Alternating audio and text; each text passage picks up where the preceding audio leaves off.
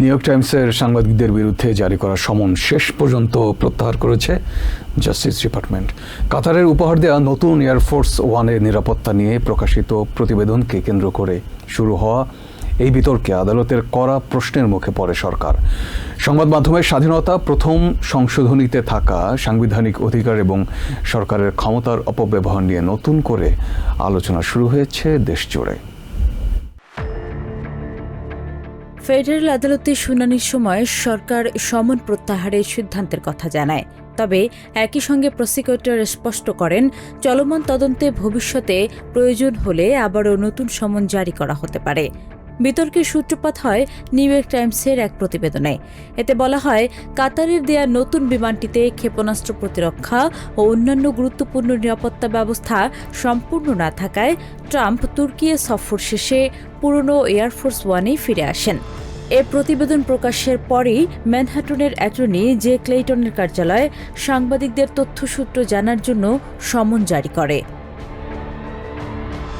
আদালতে new York টাইমসের পক্ষের আইনজীবীরা যুক্তি দেন, এই সমন সংবিধানের প্রথম সংশোধনীতে নিশ্চিত করা সংবাদ মাধ্যমের স্বাধীনতার পরিপন্থী এবং সাংবাদিকদের ভয় দেখানোর চেষ্টা করে।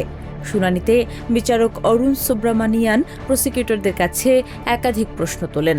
পরে সরকার সমন প্রত্যাহারের সিদ্ধান্ত জানায়। আইন বিশ্লেষক লিসা রুবিন বলেন, বিচারক শুরু থেকে স্পষ্ট করে দিয়েছিলেন সরকারকে হয় সমন প্রত্যাহার করতে হবে, নয়তো আদালত নিজেই তা বাতিল করবে। তার মতে, সাংবাদিকদের ফোন রেকর্ড সংগ্রহের ক্ষেত্রে জাস্টিস ডিপার্টমেন্ট নিজস্ব নিয়ম যথাযথভাবে অনুসরণ করতে পারেনি। রাজনৈতিক বিশ্লেষক মার্ক ম্যাককিনন বলেন, সাম্প্রতিক সময়ে ট্রাম্প প্রশাসনের বেশ কয়েকটি মামলা আদালতে ধাক্কা খেয়েছে। সাবেক ফেডারেল প্রসিকিউটর অ্যান্ড্রিউ ওয়াইসম্যান মন্তব্য করেন, সাংবাদিকদের বিরুদ্ধে এ ধরনের সমন জারি অত্যন্ত ব্যতিক্রমী বিষয় এবং এর আগে কঠোর আইনি যাচাই হওয়ার কথা। তিনি বলেন, জাস্টিস ডিপার্টমেন্টের সিদ্ধান্ত গ্রহণ প্রক্রিয়া নিয়েই এখন প্রশ্ন উঠেছে। সিআইএর সাবেক ডিরেক্টর জন ব্রেনান বলেন, সাংবাদিকদের কাজ হল সরকার ও জাতীয় নিরাপত্তা সংশ্লিষ্ট বিষয় জনসমক্ষে তুলে ধরা। তার মতে, এ ধরনের প্রতিবেদনকে দমন করার চেষ্টা গণতান্ত্রিক ব্যবস্থার জন্য উদ্বেগজনক। ট্রাম্প প্রশাসনের সাবেক কর্মকর্তা মাইলস টেলর বলেন, আদালতের এই সিদ্ধান্ত সংবাদ মাধ্যমের জন্য একটি গুরুত্বপূর্ণ আইনি বিজয়। তবে তিনি সতর্ক করে বলেন, ভবিষ্যতে সাংবাদিকদের বিরুদ্ধে একই ধরনের তদন্ত বা সমন জারির চেষ্টা আবারও হতে পারে।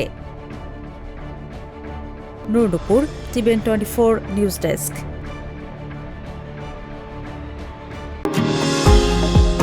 নিউ ইয়র্ক থেকে সম্প্রচারিত টিভিএন 24 টেলিভিশন বিশ্বজুড়ে বাঙালির কণ্ঠস্বর।